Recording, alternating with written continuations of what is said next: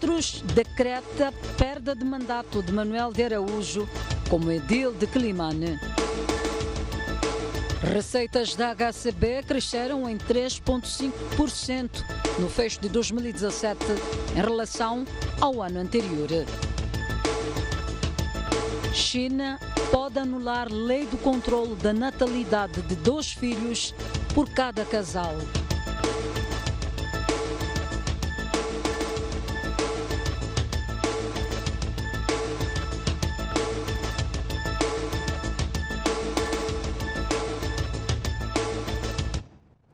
Ora viva, muito boa noite, bem-vindo ao Jornal da Noite. O Conselho de Ministros anulou hoje a deliberação da Assembleia Municipal de Quelimane, mas mantém a decisão de cassar o mandato de Manuel de Araújo como Presidente do Conselho Municipal de Quelimane.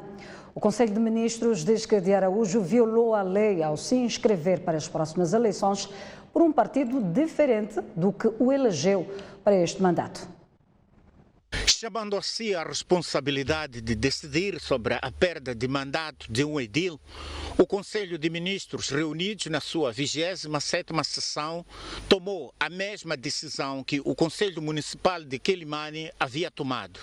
Decreto relativo à perda de mandato do Presidente do Conselho Municipal da cidade de Quelimane, o Sr. Manuel Antônio Alcolete Lopes de Araújo, por força das disposições conjugadas da alínea D do número 2 do artigo 10 da Lei nº 7/97 de 31 de maio, Lei da Tutela Administrativa do Estado sobre as autarquias locais, que determina a perda de mandato dos titulares dos órgãos das autarquias locais que, após as eleições, se inscrevam em partido político diverso ou adiram à lista diferente daquela em que se apresentaram ao sufrágio. Ana Comuana diz que não foi necessário o órgão ser acionado por qualquer entidade, pois desde que se tornou pública a situação de Manuel de Araújo e a partir da deliberação 64 da Comissão Nacional de Eleições, que confirma a inscrição de Manuel de Araújo pela RENAMO, o Conselho de Ministros era competente para tomar a iniciativa de ação. O decreto, ora aprovado, fixa o prazo de 20 dias para que, querendo, o titular visado possa interpor recurso contencioso junto ao Tribunal Administrativo. O decreto entra em vigor a partir da data da sua publicação, bem como o período para o visado interpor recurso. Em reação, Manuel de Araújo diz que era de se esperar que o Conselho de Ministros tomasse tal decisão. Era um passo expectável, portanto nós estávamos à espera a qualquer momento que o Conselho de Ministros tomasse essa decisão e nós também, portanto nós estamos num Estado de Direito, onde as partes têm o direito de serem ouvidas. Até aqui nós ainda não recebemos nem a deliberação da Assembleia Municipal, que decorreu aqui a semana passada, portanto não a recebemos.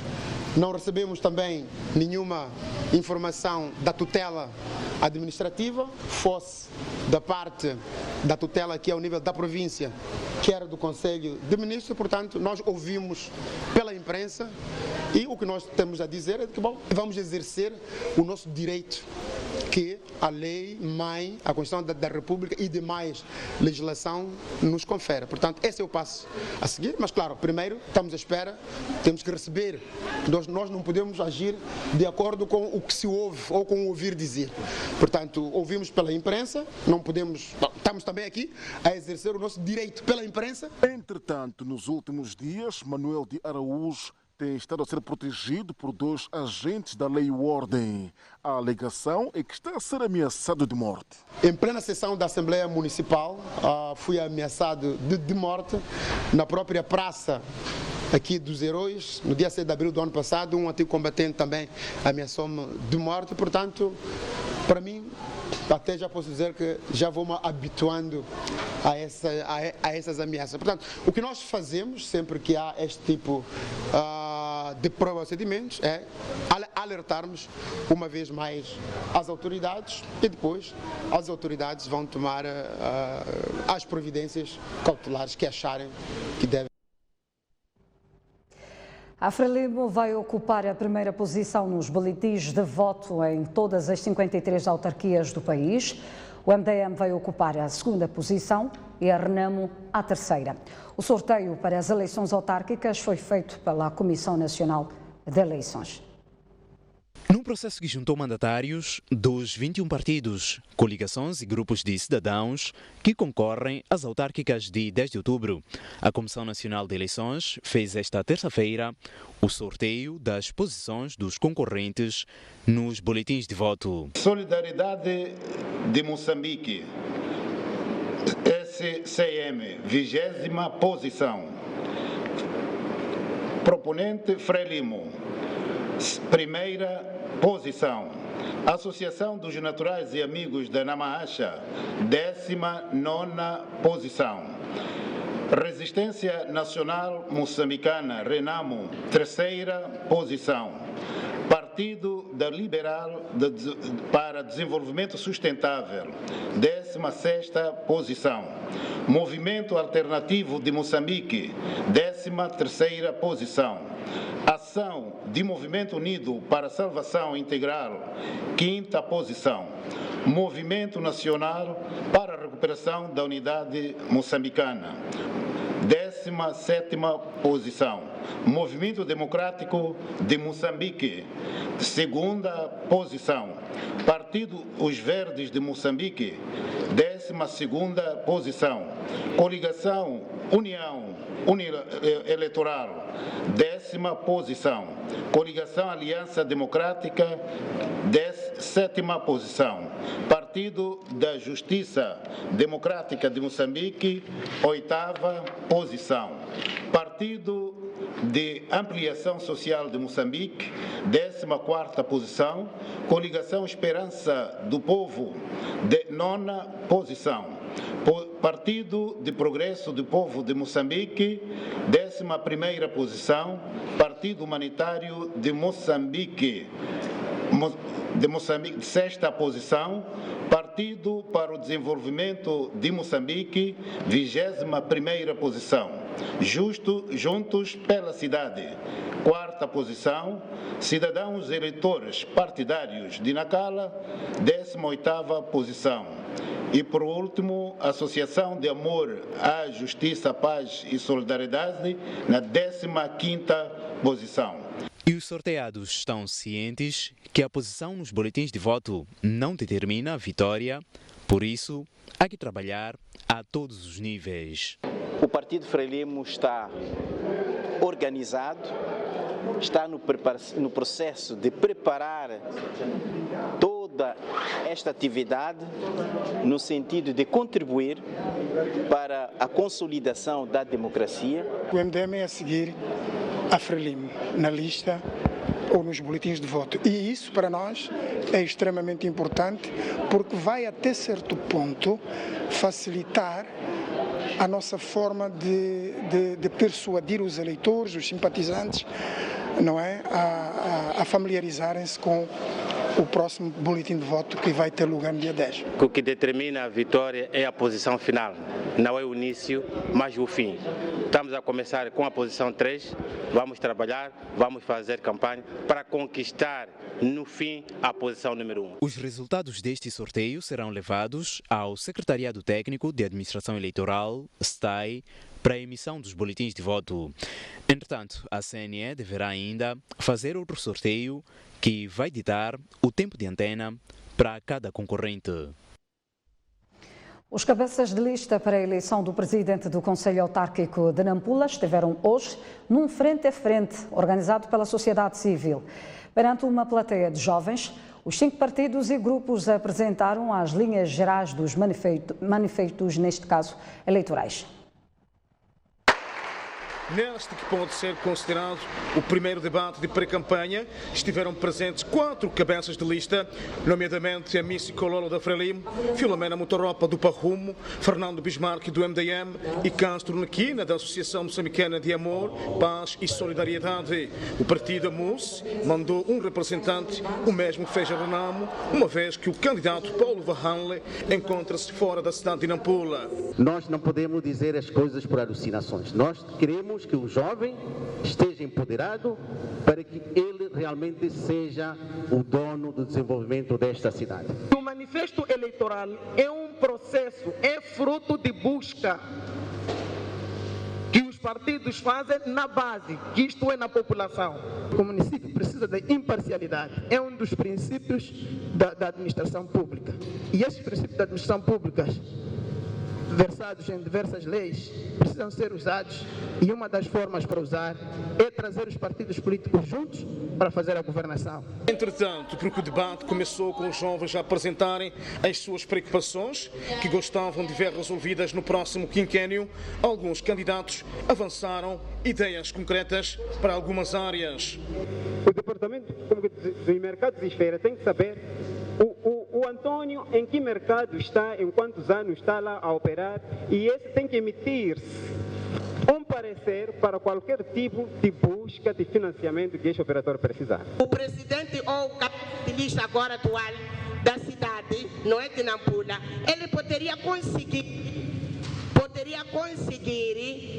oferecer as carteiras, porque essas carteiras não precisa de ir buscar em Sofala. No meu manifesto há um plano de construção de 2.000 casas ao longo de 5 anos de governação para a juventude, porque entendemos que é preciso construir habitação de baixo custo para os jovens, é uma habitação condigna de baixo custo para que os jovens tenham acesso e paguem de forma faseada. Nós vamos fazer com que os jovens criem pequenas associações econômicas e o município, ou seja, a Magipse, será a avalista desses jovens para ver uma facilidade quanto ao crédito bancário. Este Frente a Frente foi organizado pela plataforma Jovens Líderes de Moçambique, em parceria com a Fundação Friedrich Herbert. Novamente. No mesmo evento, jovens de diferentes agremiações sociais baseadas em Nampula apresentaram a sua visão sobre os desafios da edilidade aos cabeças de lista de partidos políticos e grupo de cidadãos concorrentes às eleições de 10 de outubro próximo. Foram ao todo 8 painéis que abordam diferentes temas, refletindo os desafios da cidade de Nampula, tida como a terceira mais importante do país. Os participantes trouxeram as suas preocupações, com destaque para as áreas de cidadania e participação, cultura e desporto, educação, água e saneamento, atividades económicas, saúde pública e mobilidade urbana. O jovem pode participar, ou seja, pode estar incluso numa sessão, mas ele não tomar decisão. Um desafio da educação deles é a falta de carteira nas escolas, o choque entre o governo e o próprio município, né? Nesse caso há uma pequena divergência. Apresentei o painel acerca de cultura e desporto. O primeiro ponto foi da promoção, ou seja, promover a cultura, o espaço do desporto. E a segunda questão foi de promover algumas danças locais com cantores locais. A última questão, promover também a formação de artistas locais. Para os organizadores, esta foi uma oportunidade para os jovens exporem as suas inquietações àqueles a quem vão confiar para governar a autarquia. E para nós, como uma fundação que fortalece o diálogo político entre países e dentro do país, este seria um momento ideal para colocar jovens a discutir sobre os seus assuntos. Então o objetivo era trocar ideias, trocar impressões sobre quais seriam os desafios dentro do município e o que é possível fazer, quais seriam as suas contribuições. Todos os candidatos ou cabeças de listas estiveram abertos, mostraram-se abertos para participar deste diálogo frente a frente. Isto é bastante positivo, significa que no nosso país temos sim democracia. Este tipo de interação, este tipo de contato com políticos, é oportuno que os políticos interajam com a juventude e levantem a sua visão, ou seja, o que pensam que vai ser a sua futura governação em caso de ganhar, mas também os jovens coloquem aquilo que são as suas visões. Antes de Nampula, a iniciativa do género realizou-se em Climane e a cidade da Beira será a próxima. Enquanto isso, o cabeça de lista da Frelimo pelo município de Maputo já está a auscultar os cidadãos da capital com vista a aprimorar as suas preocupações no seu manifesto eleitoral. Nesta terça-feira, Enéas Comiche visitou o Mercado Janete. Depois de ter sido apresentado ao público semana passada, Enéas Comiche já trabalha nas bases para conhecer de perto os desafios dos munícipes de Maputo e alinhá-los com o seu manifesto eleitoral. Comiche manteve contactos interpessoais com os utentes do Mercado Janete. Nós vamos restando que é para o nosso manifesto eleitoral refletir aquilo que são as anseios e preocupações dos munícipes. E para quando chegar à campanha eleitoral, nessa altura, a partir do dia 25 de setembro, podemos difundir aquilo que é o conteúdo do manifesto. Enéas Comiche disse ter ficado com uma boa impressão e assim que a campanha eleitoral arrancar, vai atacar a melhoria de subsetores do mercado, com destaque para o modelo de aquisição de produtos e melhoria de sanitários públicos. Cada um dos mercados estar melhor organizado e ter o mínimo de condições em termos de infraestruturas, incluindo as infraestruturas de condições sanitárias. O cumprimento de horários dos mercados vai ser um aspecto a ser considerado por Enéas Comiche. O cumprimento do horário do funcionamento dos mercados. A hora de abrir e a hora de fechar. Isso também restamos, mas isso já é uma questão de cumprimento das posturas municipais. A ocasião serviu também para a apresentação aos candidatos a membros da Assembleia Municipal. Por outro lado, Venâncio Mondlane queixa-se mais uma vez de ter sido impedido de fazer o seu trabalho político na cidade de Maputo pela PRM. O cabeça de lista da Renamo, afastado da corrida eleitoral, diz tratar-se de uma perseguição política. É a quarta vez que Venâncio Mondlane queixa-se de ter sido impedido pela Polícia da República de Moçambique de fazer o seu trabalho político. O cabeça de lista da Renamo, excluído da corrida eleitoral pela Comissão Nacional de Eleições, pelo fato de ter renunciado ao mandato na Assembleia Municipal, não tem dúvidas que por detrás desses impedimentos há motivações partidárias. É uma situação gravíssima, é uma intolerância política, um fundamentalismo partidário que penso que tem que se fazer alguma coisa para acabar com isto.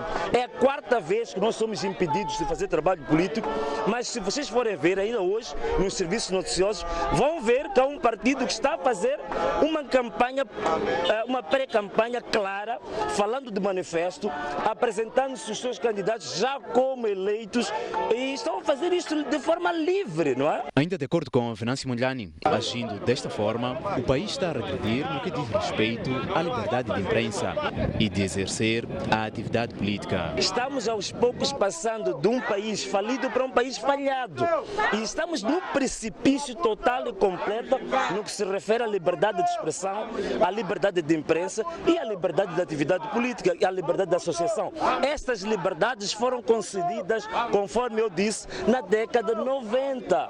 Não faz sentido hoje, passados quase 30 anos, ainda estamos com a mesma mentalidade tão radical, tão fundamentalista que nós tínhamos em 1975. De referir que a Renamo já submeteu um recurso ao Conselho Constitucional por via da Comissão Nacional de Eleições, na sequência da exclusão de Venâncio Mondlane como seu cabeça de lista para a autarquia de Maputo. Seguimos com outras notícias no Jornal da Noite. Receitas da HCB cresceram 3,5% e atingiram cerca de 15,5 bilhões de meticais em 2017. O crescimento ligeiro resulta das adversidades hidroelétricas. A informação foi dada hoje pelo administrador executivo da HCB, Manuel Gameiro. Em 2017, a hidroelétrica de Caorabassa registrou o nível mais baixo de produção de energia dos últimos 6 anos devido à escassez de água na Albufeira. Contudo, a empresa registrou um pequeno incremento nos seus resultados financeiros apresentados esta terça-feira em Maputo. Não obstante esta situação adversa, a HCB continua a produzir resultados financeiros bastante positivos. As receitas em 2017 registraram um ligeiro crescimento na ordem de 3,5%. Em termos de receitas, o ano de 2018 será ainda melhor, considera o administrador executivo da HCB. O bom desempenho esperado para este ano será fruto das negociações com a empresa sul-africana Eskom, que resultaram no ajustamento em alta da tarifa da energia vendida à empresa em 46%. A entrada em efetividade desta nova tarifa é o corrente ano de 2018 e há um efeito que já se faz sentir sobre as receitas da empresa. Dados de junho de 2018, portanto, do corrente ano, indicam um crescimento de 39% das receitas da empresa quando comparado com o igual período de 2016. Em relação à baixa produção e do volume de vendas, o Conselho de Administração da HCB aponta a escassez de água na Albufeira e limitações de geradores de energia como fatores que determinaram esta má performance. E não será desta que avança a construção da Central Norte da Hidroelétrica de Caorabassa, na província de Tete. Em causa está o projeto da barragem de Pandancua, cujo governo determinou como prioridade. O presidente do Conselho de Administração da Hidroelétrica de Caorabassa, Pedro Couto, afirmou esta terça-feira em Maputo que o projeto de expansão da empresa, batizado por HCB Norte, está preso por questões de prioridades definidas pelo governo. Houve um consenso que a prioridade é sobre Pandancua.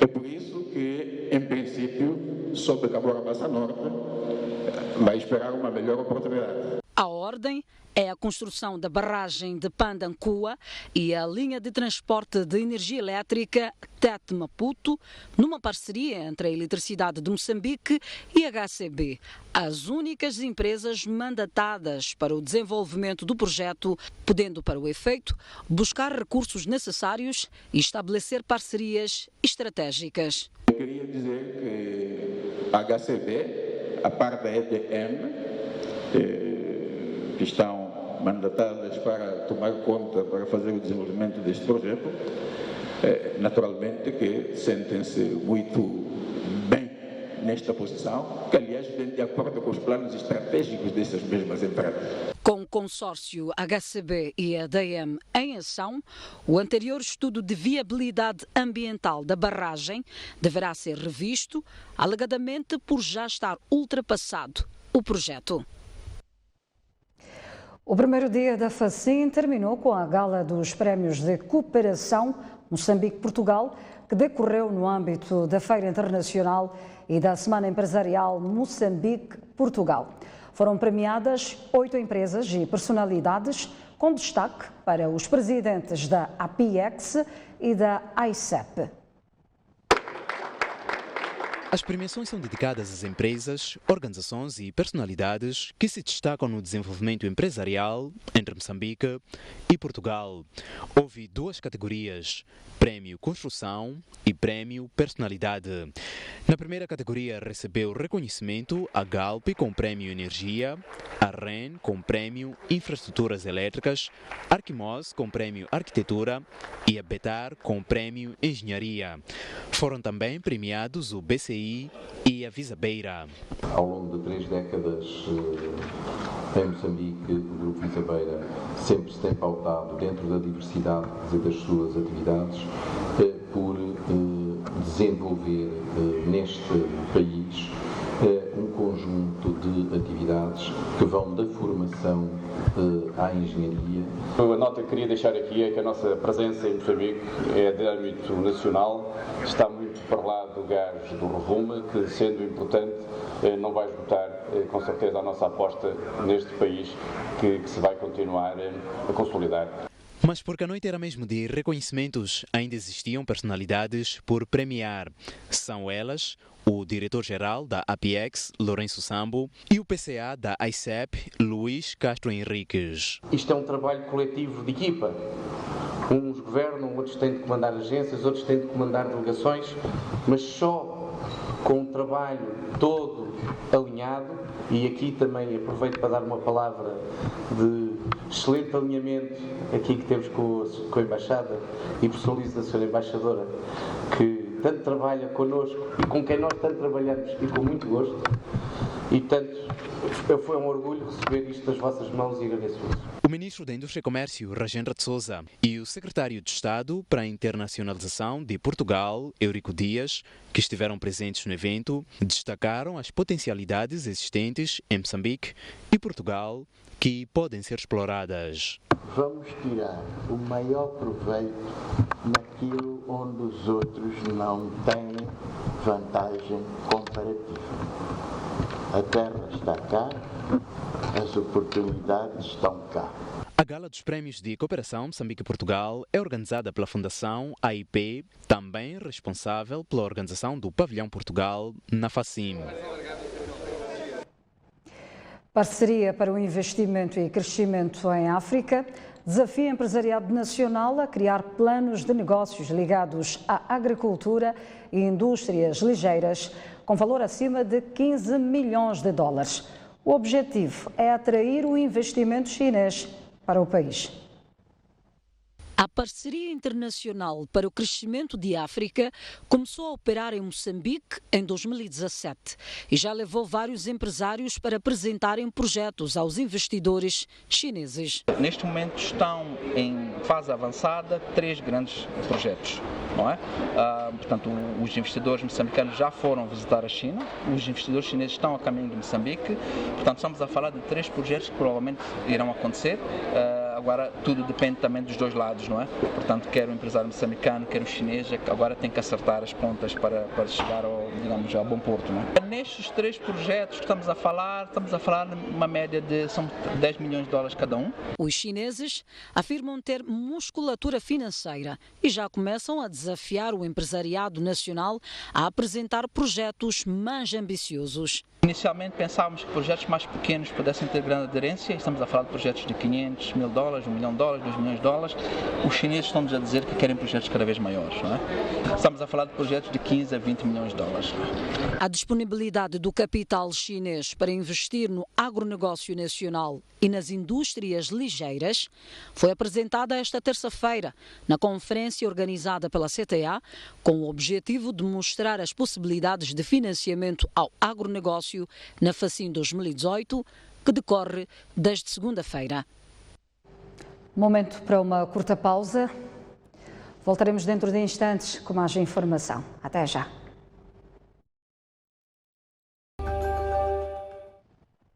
Arrancou hoje na cidade de Maputo a Conferência Internacional sobre Saúde, evento organizado pela Fundação MASC e parceiros.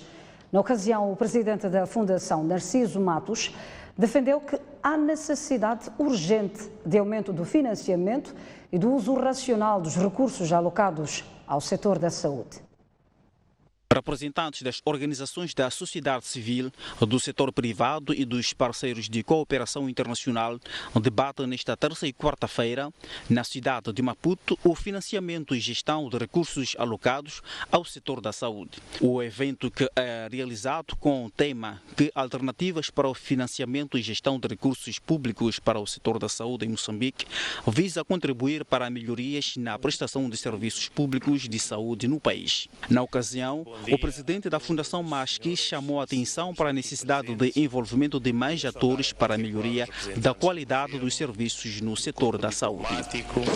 Temos que encontrar novas formas de melhorar a gestão dos recursos que já temos. Temos que encontrar também alternativas de aumentar esses recursos, porque eles, ainda que eficazmente utilizados não serão suficientes, sobretudo tendo em conta o crescimento populacional de que nos foi falado há pouco. Por seu turno, o representante dos parceiros de cooperação internacional, apesar de reconhecer algumas melhorias no setor da saúde, defendeu que o governo deve taxar alguns produtos para financiamento à saúde. É plausível considerar um imposto sobre os telefones celulares, por exemplo, como uma opção potencial para aumentar a receita dos serviços de saúde. No entanto, ao aplicar o princípio da equidade, pode-se ver que os quintis mais altos de riqueza econômica serão menos afetados por esse imposto do que pelas quintis mais baixas. Já para o representante da CTA, mais do que alocar recursos, é preciso garantir uma gestão transparente dos poucos recursos alocados à saúde. Gostaria de chamar a atenção para a necessidade de assegurar-se um ambiente transparente e de combate à corrupção no fator de extrema importância e urgência para o sucesso dos nossos programas e iniciativas em torno do financiamento do setor de saúde moçambicano. Este evento, com duração de 2 dias, é organizado pela Fundação Mecanismo de Apoio à Sociedade Civil, em parceria com a Universidade Pedagógica, Universidade Católica e a Fundação Soico. E houve um declínio no investimento feito no setor da saúde nos últimos 10 anos. Este posicionamento foi partilhado durante o primeiro painel da Conferência Internacional sobre Financiamento ao Setor da Saúde. Políticas orçamentais e tendências macroeconómicas foi o tema discutido no primeiro painel da Conferência Internacional sobre o Financiamento ao Setor da Saúde. O coordenador do Fórum de Monitoria de Orçamento, Andy Chivang, o académico Elísio Muendane e o estudante finalista Josias Janeiro, com base em 2 pesquisas que estão a ser desenvolvidas, fizeram reflexões sobre a conjuntura económica e implicações na saúde. Um movimento global que indica uma mudança de aid effectiveness para o aid for trade a extensão de governos conservadores na Europa também tem estado a priorizar mais questões ligadas à Europa, aos países internos. E há um descrédito muito grande também sobre os swap como mecanismo, os fundos comuns como mecanismos de financiamento. Um posicionamento partilhado pelo académico Elísio Muendane, que destacou a necessidade do investimento no setor da saúde não ser encarado de forma isolada. Investir nas áreas como educação, investir nas áreas como saneamento do meio, investir em áreas como vias de acesso, porque tudo isto é que faz a saúde, porque saúde na essência é bem-estar social e não necessariamente doença. Por sua vez, o estudante finalista Josias Janeiro apontou a forma como o setor da saúde está organizado como principal causa para o declínio do financiamento. O ponto é que essa é a minha tese central, o que determina o declínio do pró-saúde é a forma como foi concebido o setor, no período pós-colonial.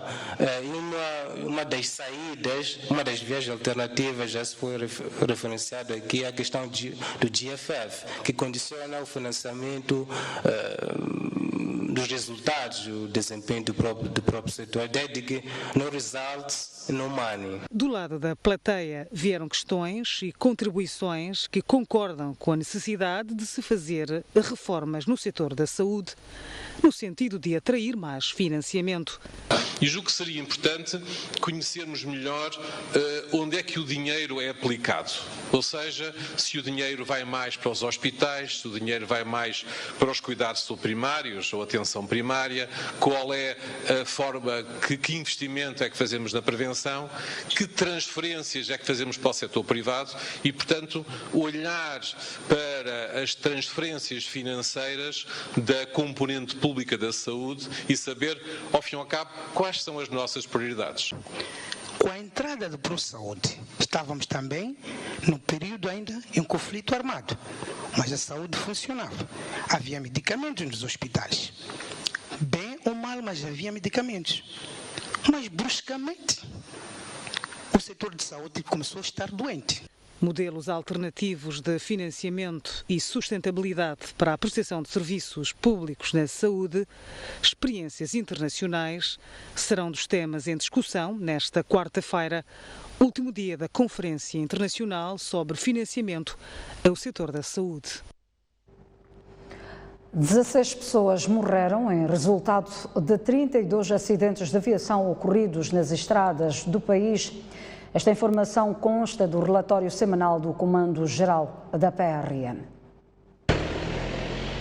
Uma série de irregularidades nas estradas nacionais originou em 32 acidentes de aviação contra 28 do mesmo período do ano passado. Os sinistros mataram em uma semana 16 pessoas, segundo dados avançados pela PRM no seu briefing habitual. Registramos 32 acidentes de aviação contra 28 de igual período comparativo, havendo um aumento de 4 sinistros correspondentes a 14%. Foram consequências 16 óbitos contra 15 de igual período, 15 feridos graves contra 30, 28 feridos ligeiros contra 48. Houve ainda danos materiais avultados. Quanto à ocorrência de crimes, a polícia registrou 124 casos contra 148 do mesmo período do ano passado. Pelo menos 1.300 pessoas foram detidas. Os 124 crimes de Estado, 30 são contra pessoas, 72 contra o património, 2 perigo comum, 16 contra ordem, segurança e tranquilidade públicas, 1 exercício ilegal de funções e 3 crimes de falsidade. Foram detidos em todo o território nacional 1.310 indivíduos, sendo 1.064 por violação de fronteiras. A PRM alerta para vigilância por parte da população e diz que as notícias colocadas a circular nas redes sociais sobre o agravamento de taxas na aquisição de bilhetes de identidade e outros documentos não passam de mera especulação. Olhamos agora as notícias internacionais, onde a China pondera anular a lei do controlo da natalidade de 2 filhos por cada casal. Este plano deve-se ao crescimento, neste caso ao crescente envelhecimento demográfico no país. A China prepara-se para acabar com o controle da natalidade. De acordo com um jornal jurídico oficial, o novo Código Civil em preparação não faz qualquer referência ao assunto. Entre 1979 e 2015, o Partido Comunista impôs a polêmica política de filho único para cada casal. Pouco depois, a legislação aumentou o limite para 2 filhos por casal. Entretanto, o país mais populoso do mundo tem estado a registrar maior envelhecimento demográfico. No final do ano passado, 241 milhões de chineses, 1/5 da população, tinham mais de 60 anos, um número que deve duplicar até 2050. A expectativa de uma mudança na legislação cresceu quando, no início do mês, uma coleção de selos de correio criada para assinalar o ano do porco mostrava vários pequenos leitões à volta dos pais. Uma nova versão do Código Civil chinês está a ser discutida no Congresso Nacional do Povo. Ainda não tem data para entrar em vigor, mas espera-se que esteja pronta em 2020. Investigadores da ONU pedem a punição dos chefes militares da Birmânia pelo genocídio dos Rohingya. Estima-se que cerca de 10.000 pessoas foram mortas pelo exército da Birmânia no ano passado. Após uma investigação exaustiva, investigadores da Organização das Nações Unidas pedem ao Tribunal Penal Internacional que julgue o chefe do exército da Birmânia e outros 5 oficiais superiores de crimes de guerra contra a humanidade e genocídio contra o povo Rohingya. Na base desta medida estão centenas de entrevistas a expatriados Rohingya que relatam crimes como violação em grupo, destruição de várias aldeias, escravização e assassinato assassinato de crianças. Estima-se que cerca de 10.000 pessoas foram mortas pelo exército da Birmânia no ano passado. Na semana passada, o governo da Birmânia rejeitou qualquer cooperação com o TPI, tribunal da qual não faz parte. A China, membro permanente do Conselho de Segurança da ONU, tem hesitado condenar o governo da Birmânia. Enquanto isso, o presidente da França, Emmanuel Macron, defende cada vez mais a independência da União Europeia perante a relação tensa com os Estados Unidos e o Brexit da Theresa May. No Palácio do Eliseu, o presidente francês Emmanuel Macron manifestou interesse em construir uma União Europeia cada vez mais soberana. O plano é motivado pelo crescente isolamento dos Estados Unidos e o Brexit, um processo de saída do Reino Unido da União Europeia. Macron garante que, nos próximos meses, vai apresentar um projeto para fortalecer a solidariedade europeia no campo de segurança. Na mesma ocasião, o presidente francês criticou alguns membros da União Europeia que seguiam por políticas que divergem do espírito europeu. Um dos exemplos é a Itália, sob o governo populista que várias vezes tem negado acolher os migrantes que chegam aos seus portos. A Hungria é acusada de ter discursos polêmicos sobre cristianismo. Em 2019, França vai liderar a União Europeia e pretende reforçar o diálogo com a China, Índia e África. Mais uma curta pausa no Jornal da Noite. Mas antes, a previsão do estado de tempo para as próximas 24 horas. Começamos mesmo pela Zona Sul. Maputo poderá registrar uma temperatura máxima de 28 graus e uma mínima de 16. Xai-Xai poderá registrar uma temperatura máxima de 26 graus e uma mínima de 16. Inhambane, 25 graus de máxima e 18 de mínima. Para a zona centro do país, Beira poderá registrar uma temperatura máxima de 28 graus e uma mínima de 20. Chimoio poderá registrar uma temperatura máxima de 21 graus e uma mínima de 14. Para Teto, espera-se uma temperatura máxima de 30 graus e uma mínima de 19. Quelimane com 26 graus de máxima e 20 de mínima. Já para a zona norte do país, Nampula poderá registrar uma temperatura máxima de 28 graus e uma mínima de 17.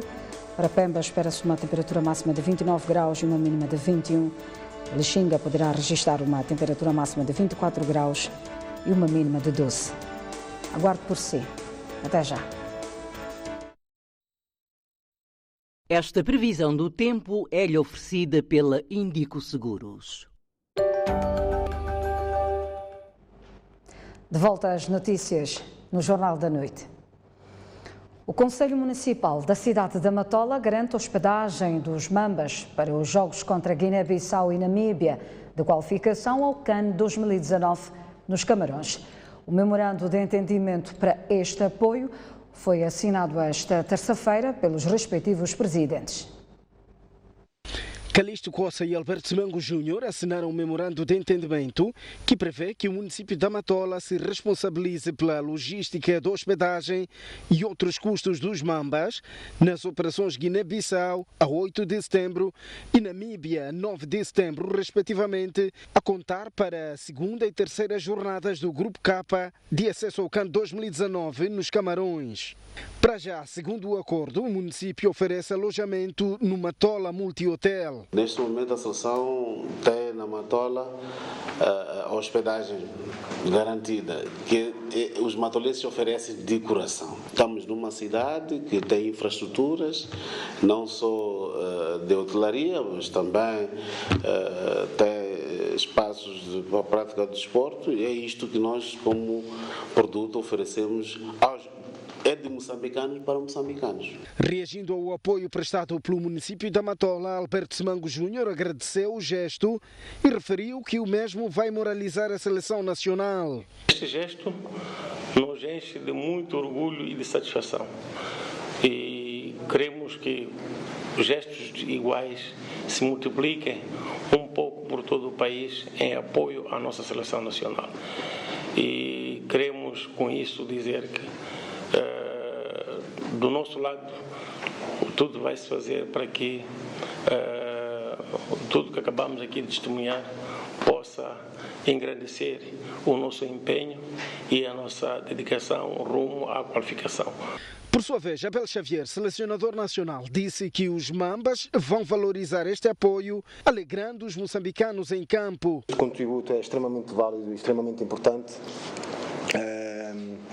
E obviamente queremos ganhar, queremos consolidar, queremos nos afirmar e, portanto, por parte dos jogadores, a estabilidade é extremamente importante e, portanto, não tenho dúvidas que vamos trabalhar durante esta semana com condições para dar uma grande alegria a todos os moçambicanos. Para a Operação Guiné-Bissau, a convocatória dos Mambas será apresentada esta quinta-feira. Os comentadores do programa O Ataque, que vai ao ar todas as segundas-feiras na STV, consideram que os clubes foram encontrados de surpresa para darem resposta da sua participação na edição 2018-2019 das Afrotaças. Os mesmos dizem que os melhores e mais bem preparados deviam ser os representantes moçambicanos nas competições africanas da época transitória. O prazo dado pela Federação Moçambicana de Futebol para os clubes melhores posicionados na época 2017 de Moçambola responderem sobre a sua disponibilidade de participar nas competições africanas, que iniciam em dezembro próximo, expirou há 10 dias, ou seja, já passam 20 dias depois do prazo dado.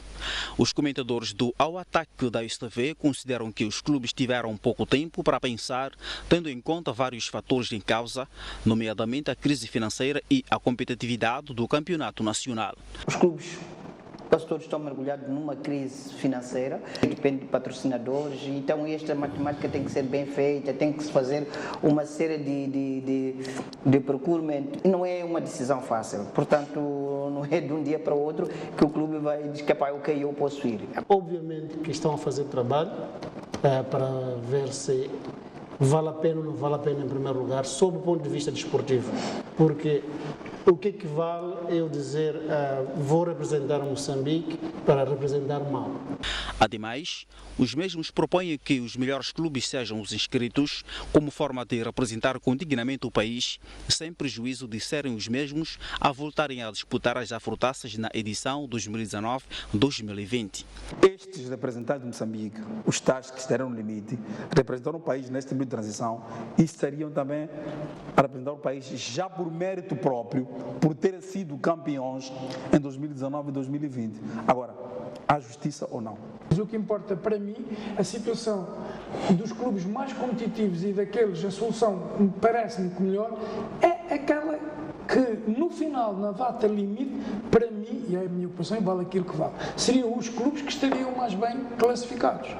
Para além destes dois fatores, os comentadores do Ao Ataque consideram que a questão dos licenciamentos pode ser outro fator determinante para que os clubes se inscrevam na edição 2018-2019 das Afrotaças, que inicia em dezembro e termina em maio do próximo ano. Mais de 20 atletas de 10 países vão participar na primeira meia maratona internacional a ter lugar na cidade de Maputo no dia 16 de setembro. Países como Quênia e Etiópia já confirmaram a sua presença. Será no próximo dia 16 de setembro que a cidade de Maputo vai ser palco da primeira meia maratona internacional, a primeira organizada por Domingos Castro em Moçambique. 4 vezes presente nos Jogos Olímpicos e vice-campeão do mundo em 1987 em Roma, na Itália, nos 5.000 metros, Domingos Castro é considerado um dos melhores atletas portugueses de todos os tempos.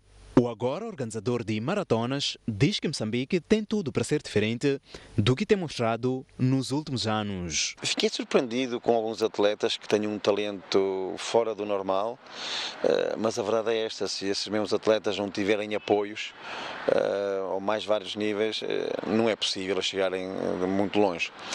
Daí que nós, a organização da meia maratona, estamos atentos e uma das nossas metas atletas é criar uma bolsa de apoio a alguns atletas que precisem de chegar mais além, ao nível internacional. Mais de 20 atletas internacionais confirmaram presença no evento, dentre eles etíopes e quenianos. E Castro diz que tudo está a ser organizado ao pormenor. Já que andamos há coisa de um ano a preparar esta meia maratona, porque realmente um evento desta dimensão requer muito tempo para organizar, para preparar, e daí que pronto, chegou o momento. Era para ter sido em junho, mas por mais diversas situações teve que ser agora para dia 16 de setembro. Em Guimarães, terra natal de Domingos Castro, foi construída uma pista de atletismo em homenagem a si e ao seu irmão gêmeo. Castro diz que é sempre arrepiante fazer-se ao recinto. Eu fico muito agradecido por essa homenagem, porque eu sou apologista que as homenagens devem ser feitas enquanto se tem vida. E felizmente nós fomos uns privilegiados em que a nossa cidade nos homenageou com um estádio que muito me orgulho e que estarei agradecido para o resto da minha vida. Está pautada a informação no Jornal da Noite. Grata pela atenção dispensada. Conto consigo amanhã, à mesma hora. Boa noite.